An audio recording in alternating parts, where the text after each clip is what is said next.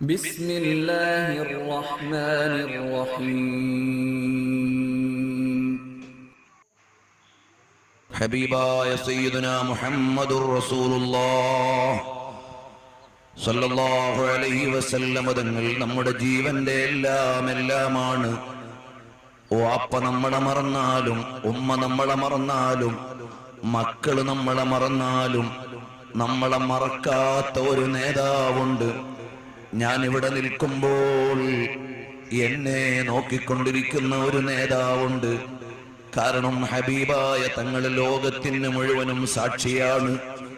ഷാഹിദൻ വ മുബശ്ശിറൻ വ നദീറാ. മറ്റു പ്രഭാഷണങ്ങളിൽ അതെല്ലാം വിശദീകരിച്ചിട്ടുള്ളത് കൊണ്ട് ഇപ്പോൾ അതിലേക്ക് കടക്കുന്നില്ല. ഹബീബായ നബി തങ്ങൾ നമ്മെ നോക്കുന്നുണ്ട്. നമ്മൾ നല്ല കാര്യം ചെയ്യുമ്പോൾ തങ്ങൾക്ക് സന്തോഷമുണ്ട്. നമ്മൾ തെറ്റു ചെയ്താൽ തങ്ങൾക്ക് വേദനയുണ്ട്.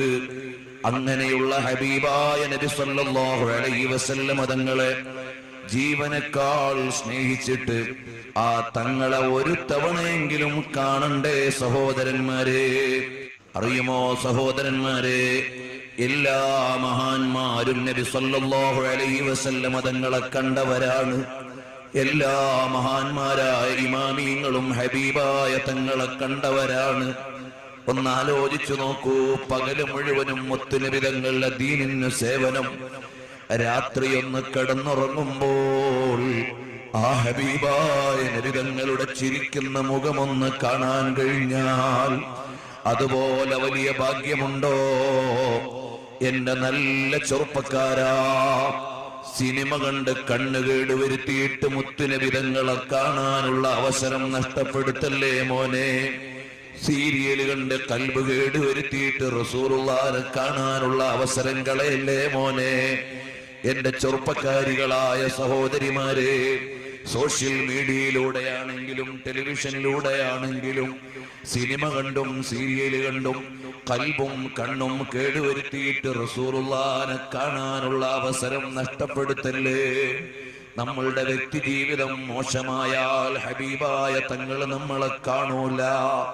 നമ്മളുടെ സ്വകാര്യ ജീവിതം വൃത്തികേടായാൽ ഹബീബായ തങ്ങൾക്ക് നമ്മളോട് ഇഷ്ടം വരൂല. കണ്ടില്ലേ, ഇമാം ബുഖാരി തങ്ങൾ കിടന്നുറങ്ങുകയാണ്. ആരാണ് ഇമാം ബുഖാരി തങ്ങൾ? ലക്ഷക്കണക്കിന് ഹദീസ് മനപ്പാടമാക്കിയ മഹാനാണ്. വാപ്പ വലിയ സമ്പന്നനായിരുന്നു. ആ സമ്പന്നനായ വാപ്പയ്ക്ക് വേണമെങ്കിൽ മകനെ കച്ചവടത്തിന് വിടാമായിരുന്നു. അല്ലെങ്കിൽ ആ സമ്പത്ത് ഉപയോഗിച്ച് ഉമ്മയ്ക്ക് മകനെ കച്ചവടത്തിന് വിടാമായിരുന്നു. പക്ഷേ ആ സമ്പത്ത് മുഴുവനും മകനാകുന്ന പണ്ഡിതനും സമ്പന്നനുമായ ഉപ്പാന്റെ സമ്പത്ത് കിട്ടിയ മുഹമ്മദ് ബിൻ ഇസ്മാഈൽ അൽ ബുഖാരി റഹിമഹുല്ലാഹ് ആ സമ്പത്ത് മുഴുവനും ചെലവഴിച്ചത് മുത്തുനബി തങ്ങളുടെ ഹദീസ് പഠിക്കാനാണ്. ഹദീസ് നേടാൻ വേണ്ടി ലോകത്ത് മുഴുവനും സഞ്ചരിക്കാനാണ്. വളരെ കഷ്ടപ്പെട്ട് യാത്ര ചെയ്തു. ഒരു ഹദീസ് ഒരു നാട്ടിലുണ്ടെന്നറിഞ്ഞാൽ അവിടേക്ക് പോയി ആ ഹദീസ് പഠിച്ചുപോയി. സർവത്ര നീതിയോടെ ഹദീസ് പഠിച്ചു. 7000 ചില്ലാനം ഹദീസ് സഹീഹുൽ ബുഖാരിയിൽ എഴുതിയപ്പോൾ ഓരോ ഹദീസും ഇന്ന അധ്യായത്തിൽ വെക്കണോ വേണ്ടേ എന്ന് തീരുമാനിക്കാൻ 2 റക്അത്ത് സുന്നത്ത് നിസ്കരിച്ചു. അങ്ങനെ 15000 റക്അത്ത് സുന്നത്ത് നിസ്കരിച്ചു സഹീഹുൽ ബുഖാരി എഴുതുമ്പോൾ. അങ്ങനെയുള്ള ഇമാം ബുഖാരി തങ്ങൾ സഹീഹുൽ ബുഖാരി എഴുതാനുള്ള കാരണം എന്താണെന്ന് അല്ലാമ ഇബ്നു ഹജർ തങ്ങൾ, ഇമാമുൽ ഖസ്തല്ലാനി റഹിമഹുല്ലാഹ്, അതുപോലെ തന്നെ ഇമാമുൽ ഖുറാനി റഹിമഹുല്ലാഹ് തുടങ്ങിയുള്ള മഹാന്മാരെല്ലാം എഴുതിയപ്പോൾ കാണാം ഒരിക്കൽ ഹബീബായ തങ്ങളെ കാണുകയാണ്. അവിടുന്നതാ ഒരു വിശറി കൊണ്ട്, ഫാനിന് പകരം നമ്മൾ കാറ്റുകൊള്ളാൻ ഉപയോഗിച്ചിരുന്ന കൈകൊണ്ട് കാറ്റുകൊള്ളിക്കുന്ന സാധനമുണ്ടല്ലോ, ആ വിശറി കൊണ്ട് ഇങ്ങനെ വീശിക്കൊടുക്കുന്നതാണ് കാണുന്നത്. എന്താണ് അതിന്റെ വ്യാഖ്യാനമായി മഹാന്മാര് പറഞ്ഞത്? നബി സല്ലല്ലാഹു അലൈഹി വസല്ലം തങ്ങളുടെ ഹദീസിന്റെ മേഖലയിൽ സംരക്ഷണം നൽകാനുള്ള സേവനം ചെയ്യുന്നു എന്നതിന്റെ ഉദാഹരണമാണ്. ഹബീബായ നബി സല്ലല്ലാഹു അലൈഹി വസല്ലം തങ്ങളെയും ഇമാം ബുഖാരി തങ്ങളെയും സ്വപ്നം കാണുന്നു. മുത്തുനബി തങ്ങൾ കാല് വെച്ച് നടക്കുന്ന ഓരോ കാൽപാദവും ഇമാം ബുഖാരി തങ്ങൾ ഒരടി തെറ്റാതെ പിന്തുടരുന്നതായി കാണുന്നു. എന്തേ ഇതിന്റെ വിശദീകരണം? നബി സല്ലല്ലാഹു അലൈഹി വസല്ലം തങ്ങളുടെ ഹദീസിന്റെ സേവനമാണ്. അതേ ഇമാം ബുഖാരി റഹിമഹുല്ലാഹ് ഒരുപാട് തവണ ഹബീബായ തങ്ങളെ കണ്ടെന്ന് മാത്രമല്ല, ഒരിക്കൽ കഅബയുടെ തണലിൽ ഇരുന്നു കൊണ്ട് കിതാബ് വായിക്കുന്ന ഒരു മഹാനോട് ഉറക്കിൽ വന്നുകൊണ്ട് നബി തങ്ങൾ ചോദിച്ചു, അല്ല, നിങ്ങൾ എന്തേ എന്റെ കിതാബൊന്ന് വായിക്കാത്തത്? അപ്പോൾ ചോദിച്ചു, അല്ല തങ്ങളെ, തങ്ങളുടെ കിതാബ് ഏതാണ്?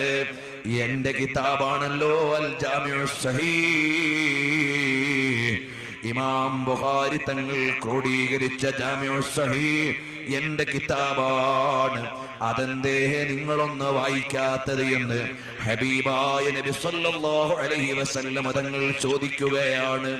ഇങ്ങനെ രാത്രി കിടന്നുറങ്ങുമ്പോഴും ഇടക്കൊന്ന് മയങ്ങുമ്പോഴും ഹബീബായ തങ്ങളെ കണ്ട് തങ്ങളുടെ ജീവിതത്തിന്റെ കാൽപ്പാടുകളെ പിന്തുടർന്ന മഹാനാണ് അൽ ആലിം അൽ അല്ലാമ അൽ ഹാഫിൾ അൽ ഹുജ്ജ ഇമാം ബുഖാരി റഹിമഹുല്ലാഹ്. അല്ലാഹു തആല അവിടുത്തെ ബറക്കത്ത് കൊണ്ട് നമുക്ക് ഇൽമു തരട്ടെ. അവിടുത്തെ ഖബറടക്കി കഴിഞ്ഞപ്പോൾ പരിസരത്തുള്ള മണൽത്തരിക്ക് മുഴുവനും കസ്തൂരിയുടെ ഗന്ധമാണ്. ആളുകൾ വന്ന് ബറക്കത്തിന് മണ്ണെടുക്കാൻ തുടങ്ങി. അവസാനം ഖബർ തന്നെ പൊളിഞ്ഞു പോകുമോ എന്ന് ഭയന്നപ്പോൾ ഗവൺമെന്റ് സെക്യൂരിറ്റി ഏർപ്പെടുത്തി എന്ന് താരീഖുൽ ഇമാമുൽ ബുഖാരിയിലുണ്ട്. ആ ബുഖാരി ഇമാം തങ്ങൾ കനവിലും നനവിലും ഇരിപ്പിലും കിടപ്പിലും രാത്രിയിലും പകലിലും ഹബീബായ തങ്ങളെ കണ്ടുകൊണ്ട് ജീവിച്ച വലിയ മഹാനാണ്. അവിടുത്തെ ഗുരുവര്യരുടെ ഗുരുവര്യരായ നമ്മുടെ മദ്ഹബിന്റെ ഇമാമായ ഇമാമുന ശാഫിഈ റഹിമഹുല്ലാഹ് പേര് പറയുമ്പോൾ തന്നെ എന്തൊരു അഭിമാനമാണ്. ഈ മഹാന്മാരുടെ എല്ലാം പേര് പറയുമ്പോൾ തന്നെ എന്തൊരു അഭിമാനമാണ്. ആ ഇമാമുന ശാഫിഈ റഹിമഹുല്ലാഹ് എല്ലാ രാത്രിയിലും എന്ന പോലെ നബി സല്ലല്ലാഹു അലൈഹി വസല്ലം തങ്ങളെ കാണുകയാണ്. ചിലപ്പോ തങ്ങളോട് പറയും, തങ്ങളെ എനിക്കിന്ന വിഷമമുണ്ട്, എനിക്കിന്ന പ്രയാസമുണ്ട്. ഉടനെ അവിടുന്ന് പറയും, അനലഹുറുക വഅന സനദുക, വിഷമിക്കേണ്ട മോനെ, ഞാനുണ്ട് താങ്ങായി, ഞാനുണ്ട് തണലായി, ഞാനുണ്ട് നിനക്ക് പിന്തുണയായി എന്നോട് പറയും. എന്റെ ദർസ് കേൾക്കാൻ ആളുകളോട് ശുപാർശ ചെയ്യും. എന്നെ ചിലപ്പോൾ അവിടുത്തെ മിമ്പറിൽ പിടിച്ചിരുത്തും, ചിലപ്പോൾ അവിടുത്തെ മുമ്പിലുള്ള തളികയിൽ നിന്ന് എനിക്ക് ഭക്ഷണ പദാർത്ഥങ്ങൾ തരും. ആരാണ്? ശാഫിഈ ഇമാം തങ്ങൾക്ക് മുത്തുനബി തങ്ങൾ കിനാവിൽ കൊടുത്ത സൽക്കാരമാണ്. ആ ഇമാമിനെ പിൻപറ്റുന്നവരല്ലേ ശാഫിഈകൾ. ഇമാം അബൂ ഹനീഫ തങ്ങളും മോശക്കാരല്ല, അഹ്മദ് ബിൻ ഹംബൽ തങ്ങളും കുറവുള്ളവരല്ല. ഇമാം മാലിക് തങ്ങൾ 40 കൊല്ലം മദീനയിൽ ദർസ് നടത്തിയവരാണ്. എല്ലാ രാത്രിയിലും നബി സല്ലല്ലാഹു അലൈഹി വസല്ലം തങ്ങളെ കിനാവിൽ കണ്ടവരാണ്. ഈ ഇമാമിങ്ങളെല്ലാം ഹബീബായ തങ്ങളെ കണ്ടില്ലേ? റബീഉൽ അവ്വലല്ലേ, വെള്ളിയാഴ്ച രാവല്ലേ, ഈ മജ്ലിസിൽ വെച്ചൊന്ന് ആഗ്രഹിച്ചുകൂടെ? അല്ലാഹുവേ, ഞങ്ങൾക്കും ഞങ്ങളുടെ എല്ലാമായ ഹബീബായ നബി സല്ലല്ലാഹു അലൈഹി വസല്ലം തങ്ങളെ ഒന്ന് കാണണം. ഞങ്ങൾക്കൊരുപാട് തവണ അവിടുത്തെ മുനവ്വറായ മുഖം ഒന്ന് കാണിച്ചു തരണം അല്ലാഹ്. കർഷകരെ, എത്ര കർഷകരാണ് നബി സല്ലല്ലാഹു അലൈഹി വസല്ലം തങ്ങളെ കണ്ടത്. കച്ചവടക്കാരെ, എത്ര നല്ല കച്ചവടക്കാരാണ് ഹബീബായ നബി തങ്ങളെ കണ്ടത്. ഭരണാധികാരികളെ, എത്ര നല്ല ഭരണാധികാരികളാണ് ഹബീബായ തങ്ങളെ കണ്ടത്. നൂറുദ്ദീൻ സിംഗി തങ്ങളെന്ന ഭരണാധികാരിയോടല്ലേ നബി സല്ലല്ലാഹു അലൈഹി വസല്ലം തങ്ങൾ പറഞ്ഞത്, എന്റെ ഖബർ തുറക്കാൻ ആള് വരുന്നുണ്ട്, വേഗം അതൊന്ന് പ്രസിദ്ധിക്കണം എന്ന് പറഞ്ഞു. ആ ഭരണാധികാരി തഹജ്ജുദ് നിസ്കരിക്കുന്ന ഭരണാധികാരിയായിരുന്നു, ഔറാദ് ചൊല്ലുന്ന ഭരണാധികാരിയായിരുന്നു, ദിക്ർ ചൊല്ലുന്ന ഭരണാധികാരിയായിരുന്നു. താരീഖുൽ മസ്ജിദ് നബവി ശരീഫിൽ ഈ ചരിത്രമുണ്ട്, വഫാഉൽ വഫ എന്ന ഗ്രന്ഥത്തിൽ ഈ ചരിത്രമുണ്ട്, താരീഖുൽ മദീനത്തുൽ മുനവ്വറയിൽ ഈ ചരിത്രമുണ്ട്, ദുർറുസ് സമീൻ എന്ന ഗ്രന്ഥത്തിൽ ഈ ചരിത്രമുണ്ട്, ഇമാം യൂസുഫ് സാലിഹ് ശാമി ഈ ചരിത്രം എഴുതിയിട്ടുണ്ട്. അങ്ങനെ ഒരുപാട് ഇമാമിയങ്ങൾ രേഖപ്പെടുത്തിയതാണ്. അല്ലയോ സാധാരണക്കാരെ, ഹബീബായ തങ്ങളെ കാണാൻ എത്രയോ സാധാരണക്കാർക്ക് കഴിഞ്ഞിട്ടുണ്ട്. എന്നോട് എന്റെ ജീവിതത്തിൽ ആദ്യമായി ഹബീബായ തങ്ങളെ കണ്ടെന്ന സന്തോഷം പറഞ്ഞത് ഒരു 13 വർഷം മുമ്പ് ഒരു ചെറുപ്പക്കാരനാണ്. അദ്ദേഹം ആരാണ്? ഒരു സാനിറ്ററി കടയിൽ ജോലിക്കാരനായി നിൽക്കുന്ന ആളാണ്. അദ്ദേഹം എന്നോട് വന്ന് പൊട്ടിക്കരഞ്ഞുകൊണ്ട് പറഞ്ഞു, എനിക്കെന്റെ ഹബീബായ തങ്ങളെ കാണാനായി, സമ്പൂർണമായി ഒന്ന് കാണാൻ അവിടുന്ന് ദുആ ചെയ്യണം. ഞാൻ അദ്ദേഹത്തോട് കണ്ട രംഗങ്ങളെല്ലാം ചോദിച്ചു. പിന്നീട് ഞാൻ അദ്ദേഹത്തെ കുറിച്ച് അന്വേഷിച്ചപ്പോൾ നല്ല വ്യക്തി ജീവിതമുള്ള ആളാണ്, നന്നായി സ്വലാത്ത് ചൊല്ലുന്ന ചെറുപ്പക്കാരനാണ്, നല്ല ചിട്ടയിൽ ജീവിക്കുന്ന ആളാണ്, ജമാഅത്ത് മുടക്കാത്ത ആളാണ്, ഒഴിവുള്ള സമയം മുഴുവനും സ്വലാത്ത് ചൊല്ലുന്ന ആളാണ്. അല്ലാഹു അദ്ദേഹത്തിനും നമുക്കും ബർക്കത്ത് ചെയ്യട്ടെ. പിന്നെ ഏതെല്ലാം മേഖലയിലുള്ളവരാണ്, എത്ര ഉമ്മമാരാണ് സ്വലാത്ത് ചൊല്ലുന്നതായി കാണുന്നു അറിയുമോ? ചെറിയ പെരുന്നാളിന്റെ അന്ന് വഫാത്തായ ഇമാം ബുഖാരി തങ്ങളെ അക്കാലഘട്ടത്തിലുള്ള വലിയ ഒരു മഹാൻ നോക്കിയപ്പോൾ നബി സല്ലല്ലാഹു അലൈഹി വസല്ലം തങ്ങളെ കാണുന്നു. തങ്ങളോട് ചോദിച്ചു, തങ്ങളെ ആരെയാണ് കാത്തു നിൽക്കുന്നത്? അതേ, മുഹമ്മദ് ബിൻ ഇസ്മായിൽ ബുഖാരി വരാനായി ഞങ്ങൾ കാത്തിരിക്കുകയാണ്. അതേ സമയത്താണ് ഇമാം ബുഖാരി തങ്ങൾ വഫാത്തായത് എന്ന് താരീഖിന്റെ ഗ്രന്ഥങ്ങളിൽ ഉണ്ട് കേട്ടോ. അങ്ങനെ എല്ലാ മഹാന്മാരും ഹബീബായ തങ്ങളെ കണ്ടു. ഏത് മേഖലയിലുള്ളവരും സ്വലാത്ത് ചൊല്ലി മഹബ്ബത്ത് വെച്ചുകൊണ്ട് മുത്തുനബി തങ്ങളെ കാണാൻ കഴിഞ്ഞിട്ടുണ്ട്. റബീഉൽ അവ്വൽ ഈ വെള്ളിയാഴ്ച രാവിൽ ഇവിടെ ഒരുമിച്ച് കൂടിയ നിങ്ങളോട് വലിയ ഇൽമു പറയാൻ ഞാനൊരു ആലിമല്ല, തഖ്വയിലേക്ക് നിങ്ങളെ ഉപദേശിക്കാൻ ഞാനൊരു മുത്തഖിയായിട്ടുണ്ടോ? ഞാൻ എന്റെ കാര്യത്തിൽ തന്നെ വലിയ ബേജാറിലാണ്. കാരണം എന്റെ കയ്യിൽ വലിയ അമലുള്ള ആളല്ല. غير تقي يأمر الناس بالتقى طبيب يداوي الناس وهو عليل. തഖ്വയില്ലാത്തവൻ ജനങ്ങളെ തഖ്വയിലേക്ക് വിളിച്ചാൽ രോഗി ഡോക്ടറായി ചമയും പോലെ ഇരിക്കുമെന്നല്ലേ പറഞ്ഞത്? അല്ലാഹു നമ്മളെ നന്നാക്കി തരട്ടെ. അതുകൊണ്ട് ചെറുപ്പക്കാരികളെ, മൊബൈലിൽ നിന്ന് വൃത്തികെട്ട ക്ലിപ്പൊക്കെ ഒഴിവാക്കണേ. വാട്സപ്പിലായാലും ഫേസ്ബുക്കിലായാലും അനാവശ്യമായ ഒന്നും കാണല്ലേ, ഒന്നിലും ഇടപെടല്ലേ, വൃത്തികേടിന് വേണ്ടി സമയം ചെലവഴിക്കല്ലേ. സ്വലാത്ത് നന്നായി ചൊല്ലണേ. രാത്രി ഉളൂവോടുകൂടി സ്വലാത്ത് ചൊല്ലിയിട്ട് നിങ്ങൾക്കിനി എന്തെങ്കിലും കേട്ടുകൊണ്ട് ഉറങ്ങണമെങ്കിൽ നന്നായി മുത്തുനബി തങ്ങളുടെ മദ്ഹാകുന്ന ബുർദ വെച്ചോ, അവിടുത്തെ നഅ്ത് ശരീഫ് വെച്ചോ. എന്നിട്ട് ഇങ്ങനെ സ്വലാത്തിലായി അങ്ങ് ഉറങ്ങട്ടെ. അങ്ങനെ കിടക്കുമ്പോൾ അതാ അതിഥിയായി വരാനുള്ളതാരാണ്? എന്തൊരാനന്ദമാണ്, എന്തൊരു സുഗന്ധമാണ്, എന്തൊരു സൗന്ദര്യമാണ്, എന്തൊരാനന്ദമാണ്. ലോകത്ത് പിന്നൊരു രാജാവിനെയും കാണാൻ പൂതി വരില്ല, ലോകത്ത് പിന്നൊരു നേതാവിന്റെ മുമ്പിലും ചെല്ലാൻ മോഹം വരില്ല. അങ്ങനെയുള്ള തികവിന്റെ നേതാവായ, സമ്പൂർണതയുടെ നേതാവായ മുഹമ്മദുർ റസൂലുള്ളാഹ് സ്വല്ലല്ലാഹു അലൈഹി വസല്ലം തങ്ങളെ കണ്ടുകൊണ്ട് അവിടുത്തെ മദീനയെ ആസ്വദിച്ചുകൊണ്ട് നമുക്കൊന്ന് കിടക്കണം, നമുക്കൊന്ന് ഉറങ്ങണം, നമുക്കൊന്ന് ഉണരണം, നമുക്കൊന്ന് ജീവിക്കണം. ഒരു ദിവസം നമ്മളെല്ലാം ഇവിടുന്ന് യാത്രയാകും. അന്ന് മുത്തുനബി തങ്ങൾ നമ്മളെ ഖബറിൽ ആശ്വസിപ്പിക്കാൻ വേണം. അല്ലാഹ് അങ്ങനെ ഒരു ജീവിതം ഞങ്ങൾക്ക് നീ നൽകണേ റഹ്മാനേ. ഈ മജ്ലിസിൽ വെച്ച് തൗബ ചെയ്തോ. അന്യ പെണ്ണിനെ പ്രേമിച്ച കൽബുള്ള ചെറുപ്പക്കാരുണ്ടോ? ഒഴിവാക്കിയിട്ട് സ്വലാത്ത് ചൊല്ലി മുത്തുനബി തങ്ങളെ ഇഷ്ടം വെച്ചോ. അന്യ പുരുഷന്മാരെ പ്രേമിച്ച പെൺകുട്ടികളുണ്ടോ? ഇപ്പോൾ തന്നെ കൽബിൽ നിന്ന് ഒഴിവാക്കിയിട്ട് ലോകത്തിന്റെ രാജാവായ മുത്തുനബി തങ്ങളെ സ്നേഹിച്ച് സ്വലാത്ത് ചൊല്ലിക്കോ. അവസാനം അല്ലാഹ് പരലോകത്ത് ചെല്ലുമ്പോ ഹബീബായ തങ്ങളുടെ ചാരത്ത് ചെല്ലാൻ എനിക്കർഹതയുണ്ടോ?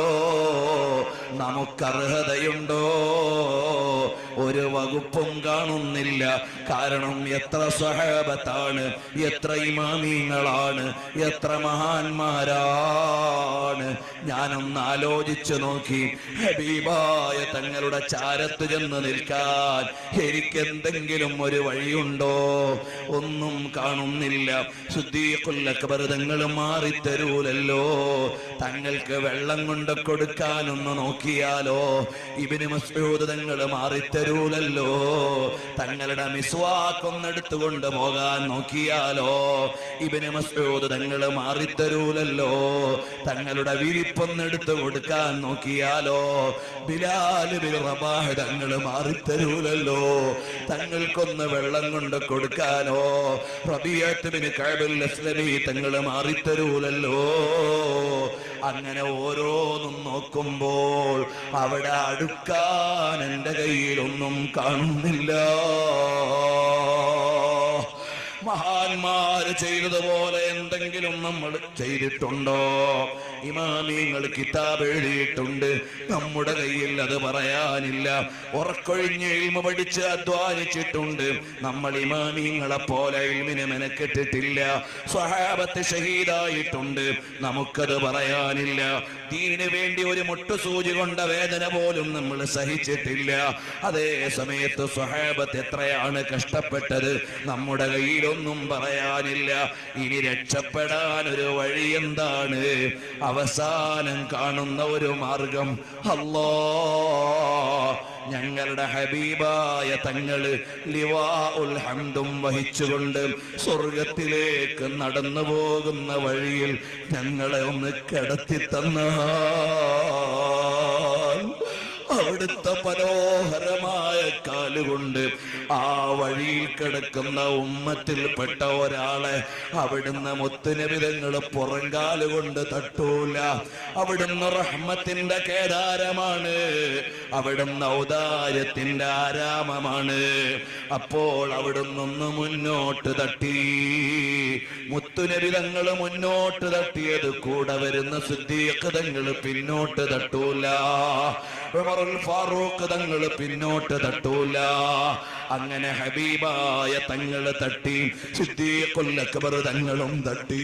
അങ്ങനെ ഓരോരോ സ്വഹാബത്തും തട്ടി തട്ടി അവസാനം ഉമറുൽ ഖാദി തങ്ങളും സയ്യിദ് അലവി തങ്ങളും താജുൽ ഉലമാ തങ്ങളും നൂറുൽ ഉലമാ ഉസ്താദും അങ്ങനെ മഹാന്മാരെല്ലാം ഹബീബായ തങ്ങളുടെ ചാരത്ത് എത്തിച്ചേർന്ന് കഴിയുമ്പോഴെങ്കിലും ഇങ്ങനെ സാധുക്കളുടെ കാലിൽ പറ്റിയെങ്കിലും ഞങ്ങൾക്ക് അവിടുത്തെ ജിവാറിലൊന്നെത്താൻ അവസരം നൽകണേ അല്ലാഹ്.